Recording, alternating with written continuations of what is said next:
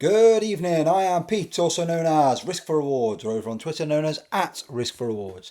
Currently got around 20,000, well, over 20,000 followers over on Twitter, and we're hitting about 1,800 subscribers over here on YouTube. This has currently been going since about 2 weeks before the Cheltenham Festival, so not bad for 4 or 5 months. Enjoying doing the video content. So if you are into your horse racing, particularly going towards the anti-post and also towards obviously the big festivals, then this is the place where you can find some racing content. If you haven't subscribed, if you click the link, it just means you get my videos straight away to your phone, TV, wherever it is that you log in. Today we're going to go straight into Goodwood. I did record this video last night, so a lot of the prices have gone, so I'm not going to go too much into the price, unfortunately. And I probably sound like a broken record because the problem is if you don't beat the general crowd. I know I tweeted mine probably around I think about 10 or 11 o'clock this morning, but that's still not quick enough generally, really. I should have done it this morning, first thing. I remember looking at 6:30 and the prices were very good, on particularly on quite a few. And obviously last night they were even better. But at the end of the day, the video was poor and I didn't want to just put out rubbish content, especially as because it was covering quite a few races throughout the week. I want to make sure that I can try and give you something that's at least half decent. So we're going to go straight into Goodwood and we're going to roll straight into the first day of Goodwood. The first race I'm covering is a 2:15, which is a maiden, and the maiden features a favourite, which unfortunately is now you're looking at the best price of. I will get the price up just so that I can say at the time. Last night when I looked, it was 9-4. When I put it up on Twitter, it was 15-8. You're currently looking at 11-8. Is that a good price? I thought 9-4 to be honest in a 14 runner maiden, unless there's been a few non-runners.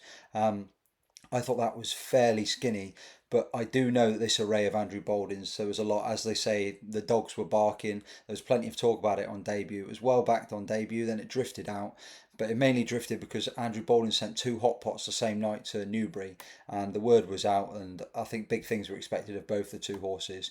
The first one, Clove Hitch, ran like an absolute drain. Not so much as in not. Basically, it was just a complete flop. It looked like I'd never seen a race course. It'd be one that next time out could be a completely different horse, but was so green. Whereas Array ran a race full of promise. Wasn't given a hard time in the finish. The third Indian run has since won a Class Two race at Ascot on Saturday. Oh, apologies, that was me clicking on the race just to confirm. Class Two race on Saturday, and that was a strong race. That was the race that I flagged up Richard Hannon's great record. A few people were on Northview who finished third. There was plenty of talk around quite a few of the horses in there, and obviously despite obviously this horse did have racecourse experience, but still finished behind Array. So you put Array into that race, if it was the same sort of improvement, maybe Array would have took that Ascot race. So maybe 11-8 isn't such a bad price.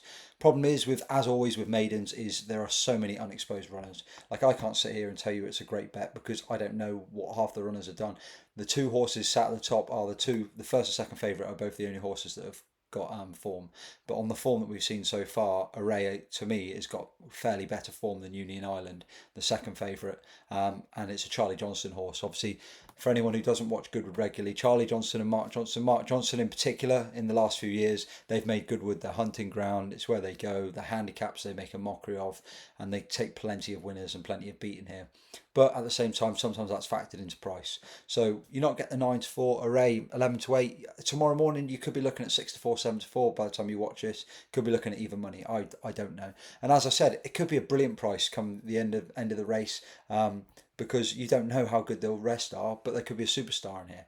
Me personally, I don't think that you'd save. Well, certain trainers will, like say a Richard Hannon might save a few good ones for Goodwood. But generally, I look at this race and I look through a few, like the James Doyle runner for John Gosden. Obviously, the Carbuck runner Alaskan Gold had a run, and again that's behind the form of both the other two. Did come third behind Van Dijk, but again, I just think Array looks a horse with plenty of potential. Do you want to back it 11-8? That's entirely up to you. I did back it. I think it was around 13-8, which isn't fantastic at all, but it was a small bet. I'm not going to stand here and tell you it was a big bet. Um, and obviously the other bonus as well is if you can get on with something like Coral, then you can obviously it will get a drift. But I'd be shocked if you're not looking at least 6-4 in the morning. So I wouldn't be in a rush to take it tonight. This is obviously I'm recording this on Monday evening. So onto the vintage stakes, the 325 at Goodwood. Horse I really like in here and hasn't really budged in price. Was currently fours, now looking around 10-3, 7-2, and that's Hartem. So Hartem, you can read or see whatever you like. Some you get mixed reviews because of the fact that some people will say I'd like to think that a horse that gets smashed up by River Tiber and City of Troy, that in a Group 2 over here, that something to win the Vintage Stakes might improve past that and be better than that, or something could get close to those sort of rivals. That may well be the case. But the thing with Hartum is Hartum has improved with every run. So it's very hard to knock. We know Richard Hannon's in red hot form. His Rosalina was very impressive on Saturday at Royal Ascot, at Ascot on Saturday. Finished third. I'll cover the last three runs. Finished third behind Bobsleigh when given absolutely no chance. Epsom stuck on the rail, couldn't get out. Wasn't given the greatest ride up to that point, but made the decision instead of going round. Could have gone, in my opinion, could have gone round and still would have won the race, but overturned that form when finishing in front of Bobsleigh at Ascot. Not by much, it was like a head or something, but only 2 3/4 of lengths behind River Tiber. Was hard at it from quite a way out, but stuck on gamely to the task. We all know the level of the Coventry form is generally very strong, but I was more impressed with the Newmarket run. Newmarket run was very solid behind City of Troy, and there was plenty of nice horses in there. The Appleby horse was well fancied, and okay, yeah, beaten 6.5 lengths by City of Troy, but obviously we all know that horse is a monster. But the reason I like that run is one, because that ground was fairly on the soft side of good. So if it's looking like it's going to be good to soft or even softer tomorrow, that's a bonus handling the ground, and also has already got form when running here on debut behind Beanham. So no, the experience for handling the track, and obviously I get it. The horse has had 5 runs, and you'd be saying, okay, well something more unexposed could come past it. Obviously it could, but at the same time, at a quirky track like Goodwood and Sandown, those runs are going to be very important around here. The other horse that I really liked, and unfortunately, again, this was 8-1 last night when I did the video, and you're now looking at, it was 5-1, and I thought, oh, surely it's going to go back out. And I knew it would get back because of Frankie Dettori for Richard Fahey, which is a very rare combination, but I didn't think it would get back to the extent where it would be in a second favourite so quickly. It sat there at 4-1. Now I've ended up having to take 2 win bets on these two instead. And Golden Mind's a horse I really liked. Half brother to Perfect Power, but doesn't really relate anything to the way he races. She races, sorry, other than the fact that she's just got a fair level of performance behind her. The really eye-catching run was when she beat Fusterlandia, because she pretty much fell out the stalls, was not at the races for the first 50% of the race, pushed along here there, but the penny just dropped, and Fusterlandia must have had, I don't know, 6 lengths on her, and she still managed to get up. And Fusterlandia is a fair yardstick in his own right. And then obviously went on to the Chesham and travelled much better through the early stage of the race, but still left plenty too late in staying on. And you could argue, well, maybe not argue, but I think a little bit further on, and you're going to maybe, I'm not saying maybe go, well, could have gone past Snellen. Basically, it was only beaten 3/4 of length, and it was one of those staying on eye catchers. And a lot of people say, well, they'll get over bet next time. But the difference was, obviously, this horse has done this in the past. It wasn't like a one off. So obviously you've got Frankie Dettori in the saddle, so the thing will be that Frankie needs to get the horse out and get the horse rolling early enough that she can use that turn of foot. It is a fairly long straight. It is, there are plenty of bends in the Goodwood, but as long as she's not in a pocket, because obviously other rivals will look to put her in a pocket so she can't use her turn of foot. So they're the two for me. Iberian, I really liked, really liked that debut. Very, very impressive. But again, as I've just mentioned, it's the inexperience.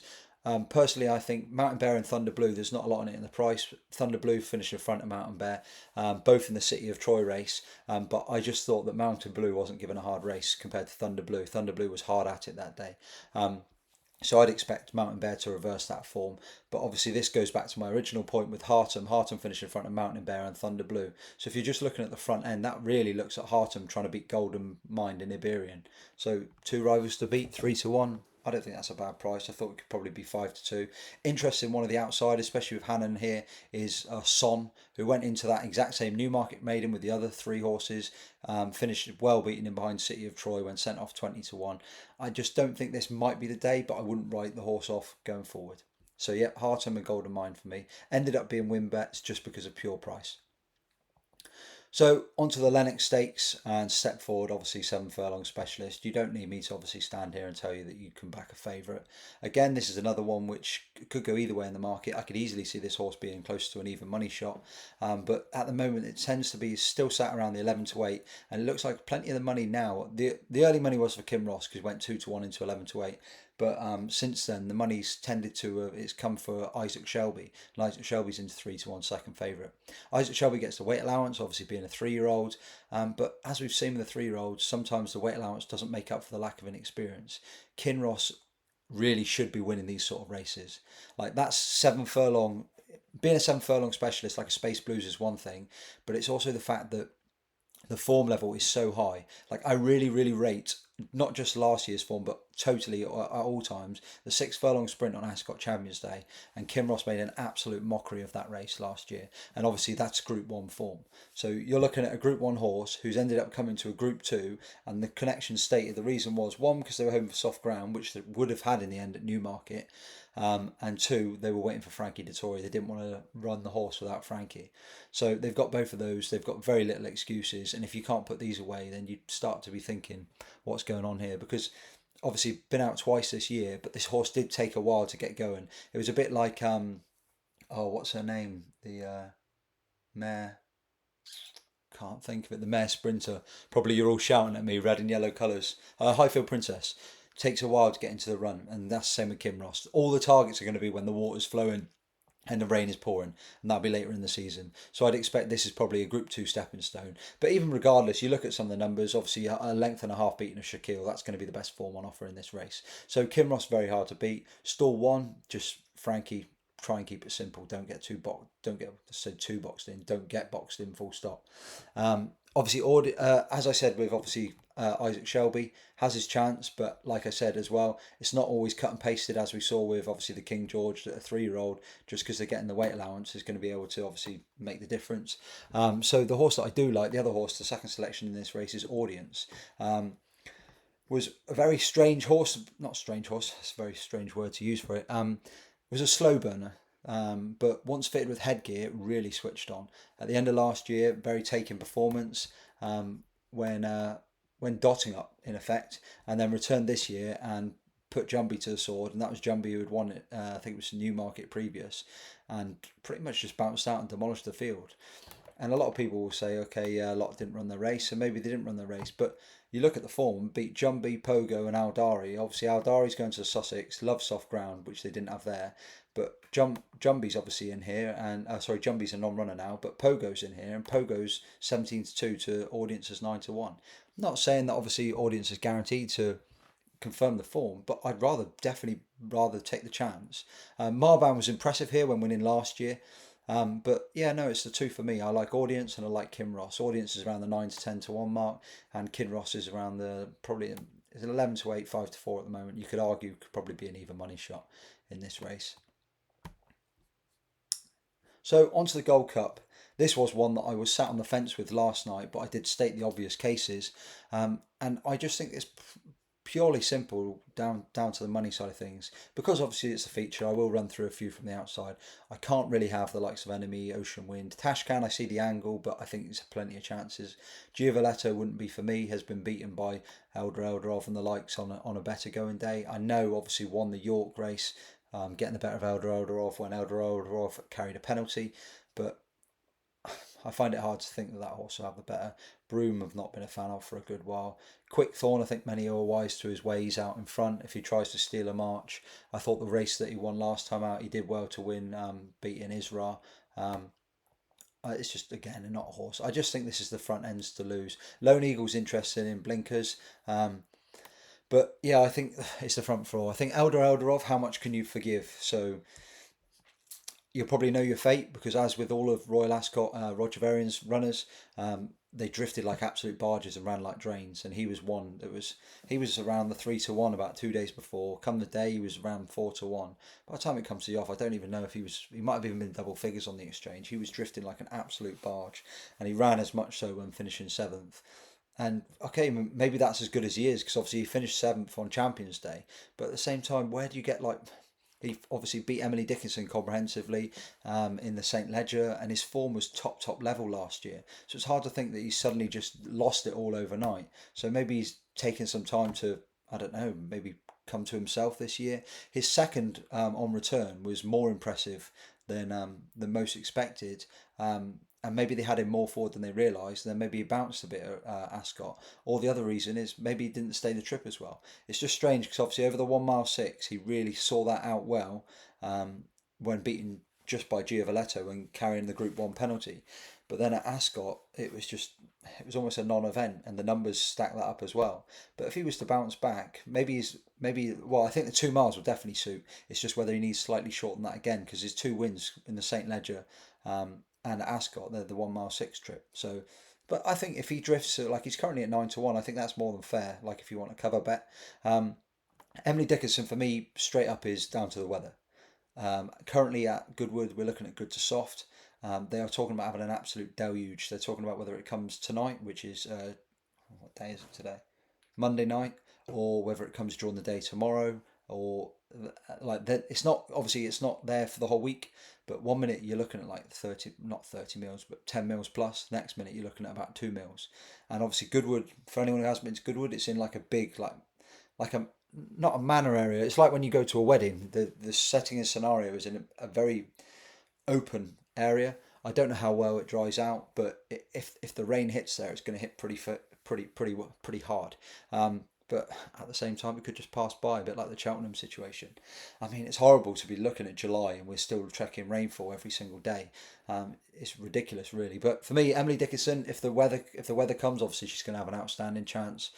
She has got form to turn around with Eldorado, but arguably she obviously finished in front of him in the Gold Cup. But she was impressive last time out, but it's very, very easy to crab her form, in my opinion. She's 11-2 shot currently. Look at her form over the last. Okay, let's take her last 5 runs. So first, fourth, and sixth. Obviously, they're not in that order. First.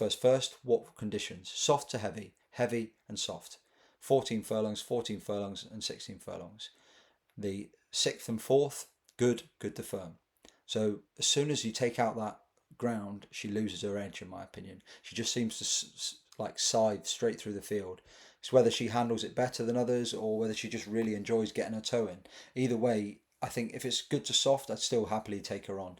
I think she wants soft or worse, personally. Coltrane, absolutely zero flaws. It's with great regret that I'm taking him on. I just think he's the bridesmaid horse. I picked him for the Gold Cup, backed him at 6-1, along with Eldorado at 8-1. And at the time, I just thought this is not an outstanding crop with Kyprios out. And I just thought, unless something comes along and improves past him, they're not a great bunch. He sets a standard and he'll just win the event. And everything went to plan, apart from Courage Mon Ami just obviously parachuting in on only his fourth run of his life. So you look through, and obviously his beatings, like running with Quickthorn, Truishan, obviously he's pretty flawless to run his race, to be consistently running his race. But at the same time, was beaten quite comprehensively in this last year, 4 3/4 lengths, not far, but I think that was behind Kyprios, Stradivarius, and Truishan off the top of my head. So was fairly well beaten. Murphy's come out this week and he said, I'm not going to put a target on my back. But I've rewatched that race a couple of times in the last 24 hours, and I don't think it was a question of putting a target on his back. If you watch coming in, Courage Mon Ami was last or tied second last. Coltrane couldn't have been in a better position. All he did was switch out. Okay, maybe he went for home a little bit too early, but I think Courage Mon Ami actually won snugly. And obviously, will this trip stepping back to 2 miles suit? Of course it will. Form figures, but it doesn't really make any odds. Basically, the bottom line is if nothing improves again, or if Courage Mon Ami can't back up that run, then obviously Coltrane's the one to beat. And it could well bite me that obviously I back Coltrane there and I jump ship and then obviously comes back. But I'm happy enough to take him on. I just think he's a bridesmaid horse in the fact that he often will find one. If there's a good horse like a Kyprios or hopefully a Courage Mon Ami, he'll find a way to get beaten. Not because he's a bad horse in any way, just because he sets that standard and then he will win each race until something comes up over the top. He'll just run his race. So I've fallen on Courage Mon Ami. And obviously I I sat here doing the Ascot Gold Cup preview and I couldn't have him because of his price. He was sat there around the 6-7-1 mark. I thought a horse that's had 4 runs in his life. I know John Gosling was obviously an absolute a genius trainer, and obviously with Stradivarius he knew what it takes and stuff. But it just, I could not process it in my mind. Despite obviously people were like, yeah, but if you look at his last run he was beating a Gaggio. Like I think he beat him even in a handicap. Yeah, it was in a handicap. I mean, you're beating a Gaggio in a handicap, and a Gaggio is like a jumps horse, national hunt horse. That is not the level that wins you a Gold Cup. But for whatever reason, he was just outstanding at Ascot. The only concern would you'd have with him is he did race keen, but he also, throw the caveat, was he stayed the trip so well. So obviously he is coming back to 2 miles here, but I just think he's got very few knocks in the fact that he's already proven, as much as I just obviously slated the whole winning a handicap before going to Ascot, that's in reference with winning a Group 1 on your next start and only having 4 runs. But you look at that Goodwood run, and it was at Goodwood. So you know he's not going to. Some horses don't handle this track, and that was over 14 furlongs. So he's obviously got the toe. I know obviously it's different levels running to this, but 14 furlongs and at Goodwood. So you know both of those boxes are ticked. The only box you haven't really got ticked is depending on how soft the ground gets. And this is my point, obviously, with Emily Dickinson and stuff. If the ground was to get very soft or heavy, you don't really know how the horse will handle it. Not to say won't, because if I remember rightly, Frankel by something else. Frankel by Crimson Ribbon. So Frankel, regardless, we know Frankel had no. Well, it's pretty stupid me saying Frankel had no issue on soft ground. Frankel could literally run on concrete. But at the same time, I don't see it being an issue unless it got very soft and heavy, and then likely you don't know whether they'd even run the horse. But it's also very interesting. The other double positive, unless it's a negative for Gregory, is the fact that they've come in with Courage Mon Ami, because obviously Gregory was always going to be the intended target here. So for me, Courage Mon Ami, I ended up landing on the favourite, and then I thought, well, I'm not going to end up backing it because it's going to be too short. And I looked at the price and I thought 5-2. I thought that's absolutely fair as it comes. I genuinely, this, to me personally, I know obviously it's only fifth start and got to back it up from last time, but I thought this would be a 6-4 shot. So win or lose, I just think the value is there. Like you're getting incredible value in my opinion. This would be a 6-4 shot, and even if it loses regardless or doesn't back up Ascot or whatever, then fair enough. I could have easily seen this being priced up at 6-4, and people still would have said, yeah, I think this horse is, because at the end of the day, it's got the best form, the most unexposed. Okay, you're lacking in experience, but it's not inexperienced. Has won the best race, staying race of the season, and the staying race, or probably of the year. I understand the drop back to 4 furlongs, but as discussed, has already won over 12 and 14. And this is only the horse's third run of the year, so it comes here very, very fresh. Frankie Dettori in the saddle. Only query, as always, with Frankie, I've just realised I've tipped up Frankie 3 times in a row. Only query always with Frankie Dettori rides is a bit like the Stradivarius situation, is he can sometimes be too overconfident. And I just hope that he doesn't do that. Because, I mean, if Courage Mon Ami had gotten beaten in that, I think it was the fact that Courage Mon Ami wasn't favourite, obviously, for the Ascot Gold Cup, that he rode the horse so cold and he just did what he wanted. Because of the fact that it wasn't like a Stradivarius where he was concerned and worried about getting the job done. Whereas here, obviously, the horse is going to be shorter priced, and you would like to see it get it done. Just want to see it get settled. But I mean, I say this: you're looking at a race which has only got 11 runners. You should not be getting too pocketed in this, and the horse has clearly got a turn of foot, winning over 12 and 14 furlongs. So yeah, Courage Mon Ami, just from a price perspective, I thought that was more than fair price. So Courage Mon Ami is my main bet, and then Eldorado if I have a smaller bet. What have we got next? So 505. This is my final bet of day one of Glorious Goodwood, and that is a Coral Fillies handicap. 5-1 currently priced, and that's Stormy Sea. Anyone who was in the Discord or anyone who followed on Twitter, well, Twitter would have picked it up as a shorter price, but in the Discord, I put this horse up at 8-1. And then in the evening, it got put up by some of the big tipsters at 4-1. They put it up at, and then by the time the next day came round, it was priced in at 9-4. It's ended up going off at 11-4. The Haydock run was a massive eye catcher. Sectionals were good, the timings were good, the visuals were good. Everything the horse did was so impressive on the clock. And then went to York, went from the front. It was strange because this horse didn't go from the front at Haydock, was tucked in. But went from the front at York, which Ryan Moore's done a lot recently, obviously with his prominent running. And for whatever reason, I mean, you look at the RPRs and they ran to a 90 in both races, which people say, oh, well, just ran to form. But it's very rare you don't see Michael Stout's horses take any improvement whatsoever. So obviously they've come to a handicap now. So maybe he thinks that obviously she is better than that. and that level of form that been given due to the fact of that 90 once more, will underestimate her. Will she? Won't she? You don't know. I just thought there was too much in it in that first initial run that there must be more potential to come. I just thought the way that everything about it, the way the money came for the horse, everything about the sectionals, the visuals, and everything. Okay, the form wasn't fantastic, but the form was never going to be fantastic when you only had 2 runs in your life. Came here and obviously, yeah, only beaten 4.5 lengths behind Sounds of Heaven, who obviously didn't disgrace herself when finishing fourth behind Tahira, and obviously Queen for You, Silver Lady, all of those were in this race. And considering she was literally off the bridle turning in, to be able to stay on and only beating 4.5 lengths, that's actually not too, or 4.25 lengths, that's not actually too bad. But I just thought the horse, I expected so much more. I expected her to go away and win that very impressively. I mean, in a handicap here, and it is given some other rivals, some top level rivals like Rawaya, £7 for one who's achieved similar RPRs. So you would argue maybe she'll be up against it, but I just think the horse has got potential to be a level above, like one of those we think that was impressive.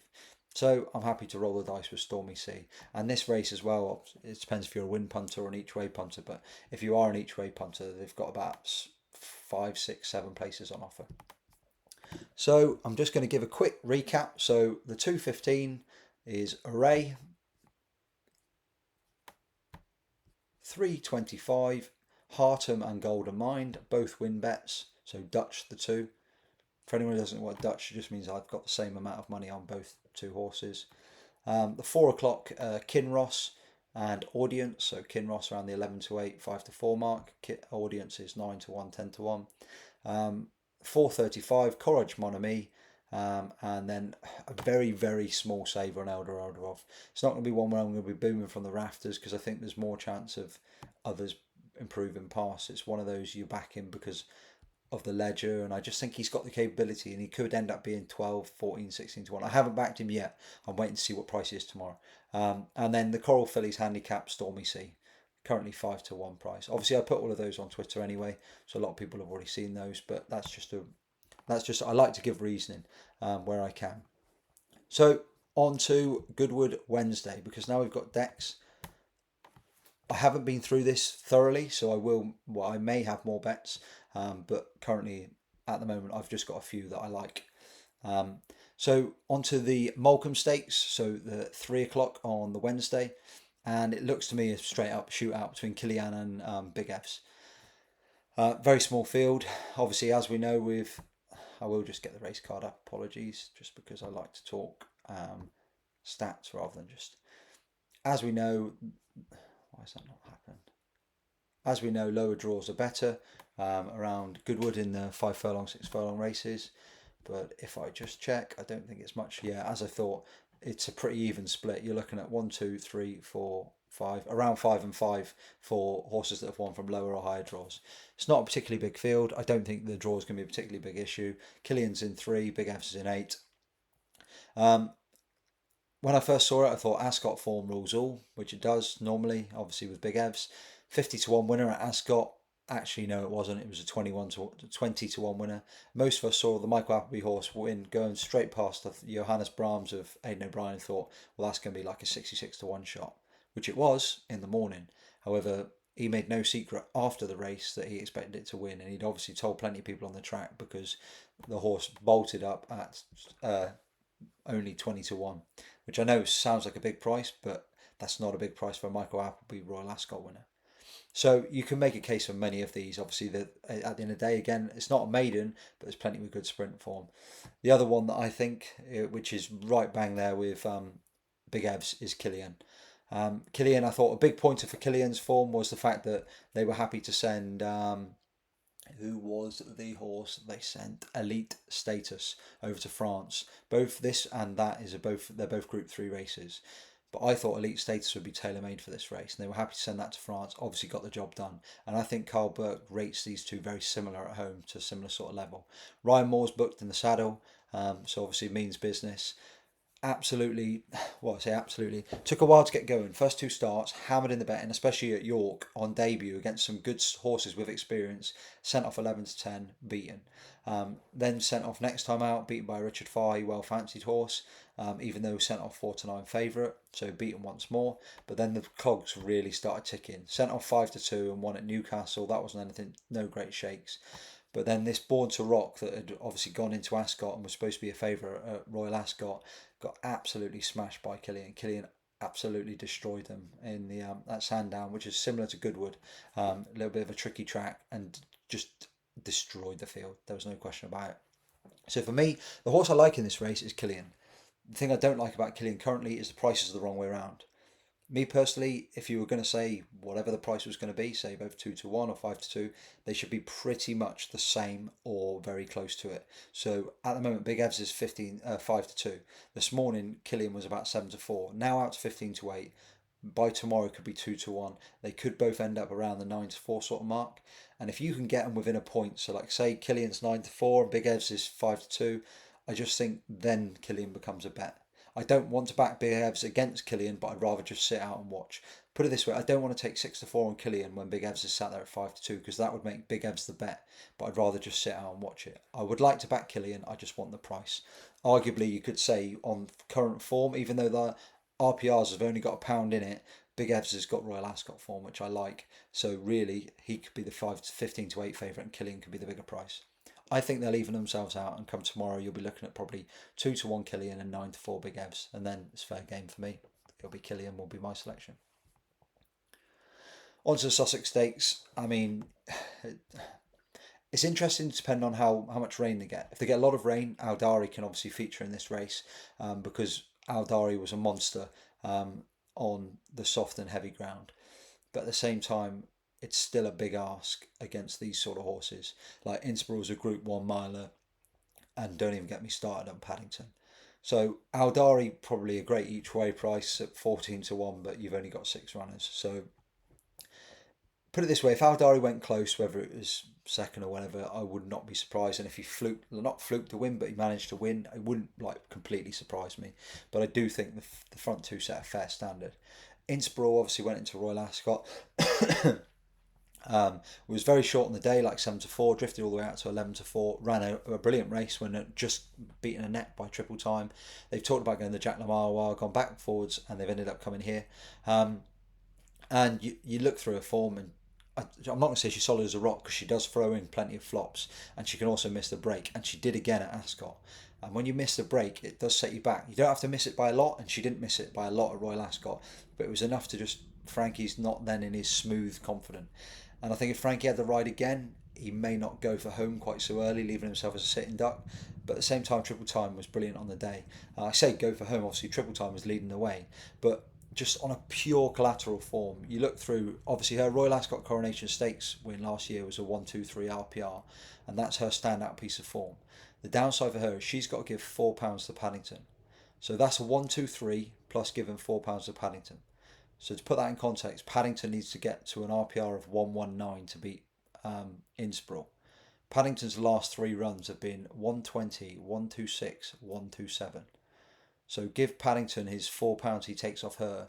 If you go on the Emily Upjohn run, if he repeats that run at Sandown, or let's go for his mile form, because obviously this is over a mile, back to a mile, that puts him on 129, which means she'd need a career best that she hasn't done in 5 runs, so her coronation last year, and still improve £6.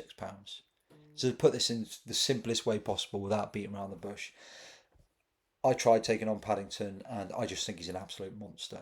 Normally, a horse that runs every 3 weeks, you do not want to be with. A horse that's coming here, having had 6 runs already on the flat, you don't want to be with. A horse that's been in handicaps, you don't want to be with. But this horse just seems to be a Group 1 machine. Every 3 weeks, he's picking up a Group 1. Obviously, he's gone over there, won the Irish 2000 Guineas, took the St James's Palace Stakes. Then he's gone and absolutely smashed a prime Emily Upjohn, not the one we saw in the King George. And obviously, you saw how she ran.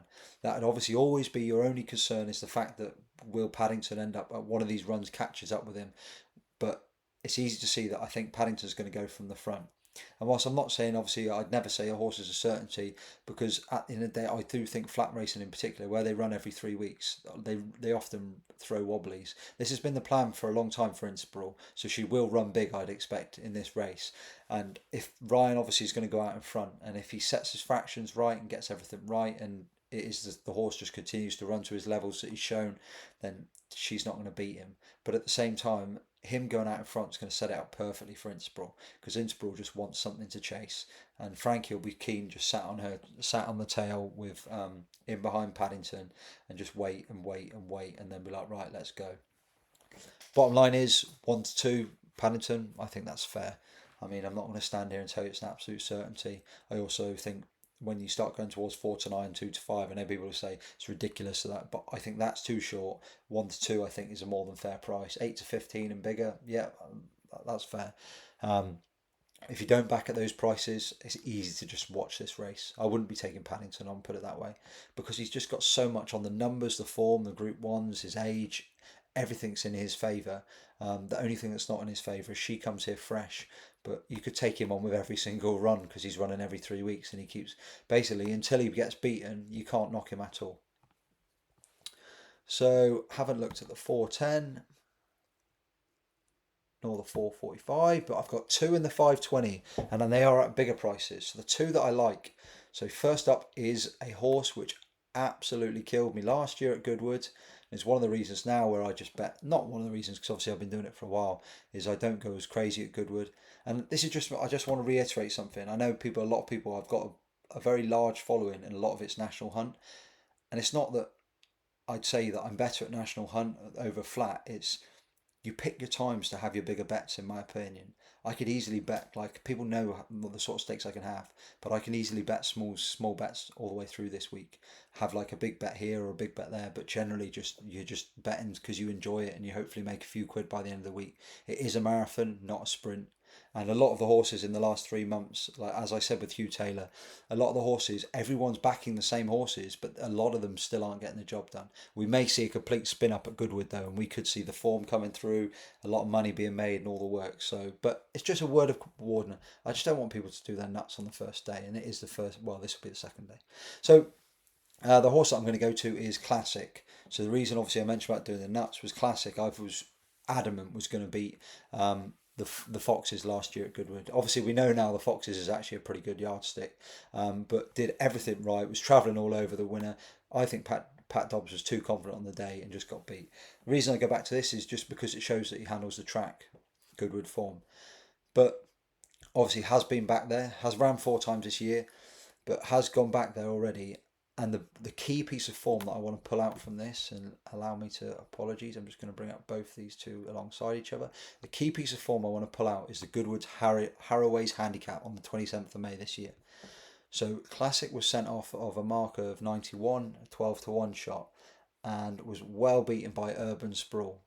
Urban Sprawl since then has gone up £8, did finish 4 3/4 lengths ahead.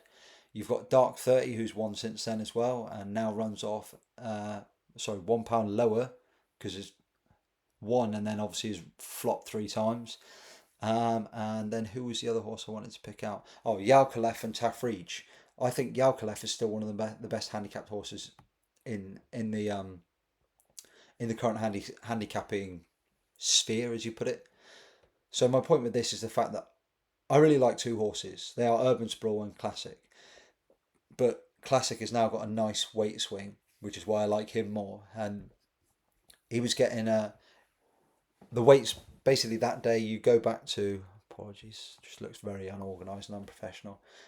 You go back to that day, and Classic was given Urban Sprawl £6, and now you look at the day and he's getting £2 back from that rival, so it's an £8 swing. The reason I like Classic isn't because of that, it's because I think that they've had this as a plan and they've brought him along slowly. Like they've not rushed him. He's been running in handicaps. He's not really been put in any race, but it's very interesting that he was fairly well backed last time out, getting sent off at 6 to 1. Was keen enough, but travelled around the back and just, I think, in my opinion, found plenty of trouble in running not on purpose, but basically he absolutely hosed up. He won so easily, in my view. He didn't on the figures. He only won by 1 length. But the reason why that's great is because he's only been put up £2 for that run. So if you can tell me now that 7 furlongs, same trip back at Goodwood where he ran that handicap, he's running off the same mark as what he ran that day. So if he's at that same level, then okay, he could still be vulnerable. But I just think they've brought him along slowly, and this will be his race to peak. So he runs here. And again, another good form boost there was the favourite that day that he beat Classic was New Business. New Business beat Orchid Bloom. Orchid Bloom absolutely hosed up in a handicap at Newbury last Saturday. So the form is there, it's thereabouts. So I do like Classic. Obviously, this is one of those where you can make a great case for it, and then it finishes out the back of the TV. But the other thing that I want to flick to, just obviously while I'm on the Richard Hannon phase, is we go through Richard Hannon, and he has won one, two, three. Richard Hannon's won 3 of the last 5 renewals of this. He's got 2 runners in it. His other runner is Dark 30, who I mentioned earlier, who is on a very similar weight again and finishing ahead of Classic. But I just think Classic is the one of the 2 to pick out. The other horse is Urban Sprawl. Urban Sprawl I flagged up in the review for Royal Ascot, and the horse won that day at Goodwood from the front, bolted up off an £8 lower mark than what runs off today. But at the same time, Urban Sprawl is one of those where next time they seem to run a race and then run within 7 days. It's like they're trying to convince the handicapper that they're not that well handicapped, because he ran straight after that and flopped, completely bombed at Epsom. I put him up at 5-1. He was sent off at 5-4, and he finished out the back of the TV. So yeah, he was only beaten just under 7 lengths, but for a favourite who was expected to go very close at 5-4, it was not a good run. He then went to Ascot and ran an absolute screamer over the mile when finishing behind Docklands. He was on the right side of the track, to be fair, but at the same time it was a massive race. And that brings me to here. He's only £3 higher than that run of 90. And surprise, surprise, and I even said this before he ran, within that week, he ran within 7 days again and absolutely bombed again. 6th of 6th, 9 lengths beaten by Abel Kane, sent off 10-11 favourite. So both times he's bombed, he's been sent off a short price favourite within 7 days of his original run. And I even said, I bet they're saving him for Goodwood. This could again be a massive conspiracy, much like my Classic claim. It seems to be the bigger the price, the more I come up with these theories. But as I've said before, Mark Johnson around Goodwood is to be feared. He's got form with many of these here, obviously having won that race, and he is only £8 higher. £8 is quite a lot, but the reason why I'm happy to roll the dice is because he ran off 90 when only finished third, 3 lengths beaten behind Docklands. Like, those Royal Ascot handicaps are top level, and I know it was a mile, so it's different. But that Heritage handicap at Royal Ascot, that's top level form, and I don't think there's anything like outstanding in this race. Like, there's no massively like, oh, that's the one to be on. The horse that could be one of those, could be anything sort of runners, is a horse that's Frankie Dettori's jocked up on for the same connection as Charlie Johnston, only having second run of the season. Could have been completely laid out for this, but does look like it's had plenty of chances before. So if it goes along and it bolts up, then I'm not surprised. It was one of those where it's clearly laid out. But for me, Urban Sprawl, who's currently 8-1, and Classic is around 11-1. Both those two would be my place for this race. So quick summary of the Wednesday, and we're looking at, obviously I may well have more bets, but these are just the ones that I like so far. Killian, if you're getting a price that's probably around the 2-1 mark. I think Paddington will be very tough to beat, although most people won't want to back him at that price, which is completely fair enough. And then also the 520, obviously Classic, and Urban Sprawl 11-1 and 8-1. On to the Thursday. Obviously we don't have many decks for the Thursdays currently. I can't guess my way through that. I'll just look at a few of the bigger races. I don't know what I want to do with the Nassau yet. All I know is I don't want to be with Nashwa. Okay, yes, you could bolt up, but at 2-1, that's too short for me. Everyone knows how much of a fan I am of Via Sistina, but I just think it was more Via Sistina flopping rather than Nashwa being the next big thing. I think she had plenty of flops. It was a brilliant training performance. They brought her back to a mile, but she's back to the 10. She won this race last year. I just think she's too short. If we had a horse that had won the 1,000 guineas and the Oaks over here, she'd be like 4-7 to win this, and that's what Blue Rose Senna's done in France. I know it's not the same in France, but their Oaks is over 10 furlongs, the Prix d'Anne. and she's absolutely hosed up there. She did have the benefit of having that inside rail, beautiful ride from the stablemate to set it up for her, but at the same time, she absolutely dotted up against good horses, and I think she's clearly the one to beat. I mean, I could have took the 3-1, and I was just very lukewarm. One, because I just don't want to anti-post on the flat at the moment, and two, just because I didn't know how much I wanted to bet into like a mares and fillies race. So I thought if it was 3-1, it was one of those where you could have a good bet. So I don't know what I'll do with the race currently. Warm Heart's very interesting. Obviously went into Royal Ascot, won at Royal Ascot, very impressive. Beating Blue Stocking, beat Blue Stocking twice now, who franked the form when behind Save the Last Dance.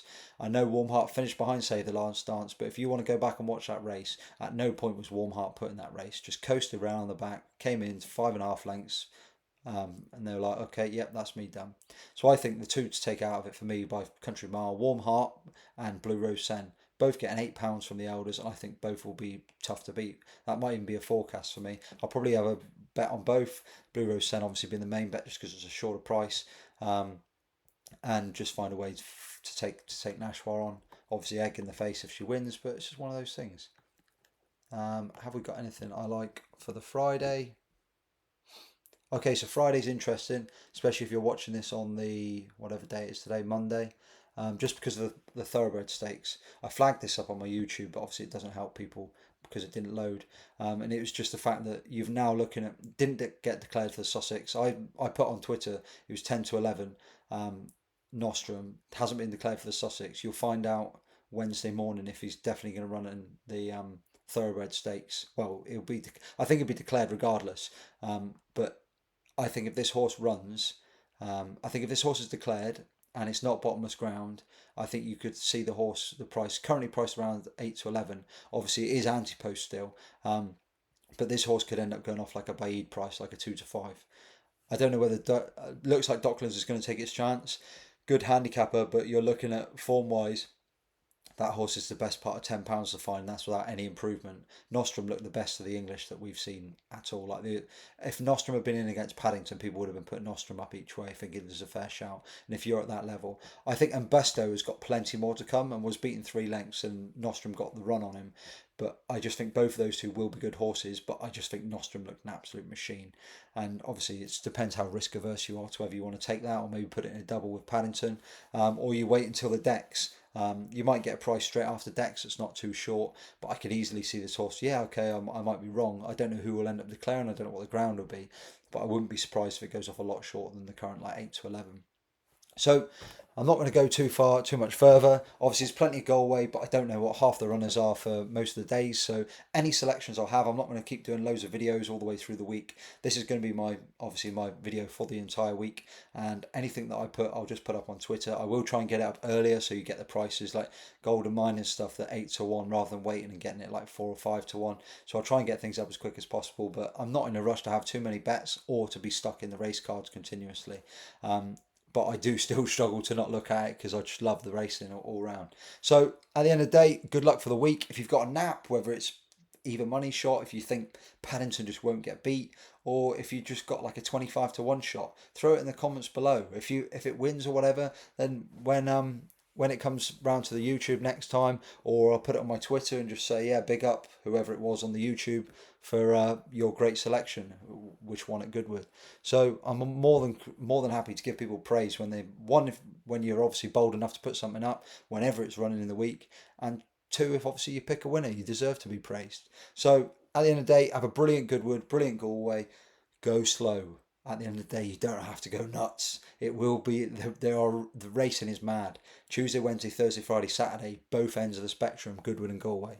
So at the end of the day, enjoy it. I'm Risk for Awards. If you haven't subscribed, please click the subscribe. I will be doing a prize giveaway if I end up getting to 2,000 subscribers. They're going to be Ascot Champions Day tickets, 2 Champions Day tickets for 2 people to go.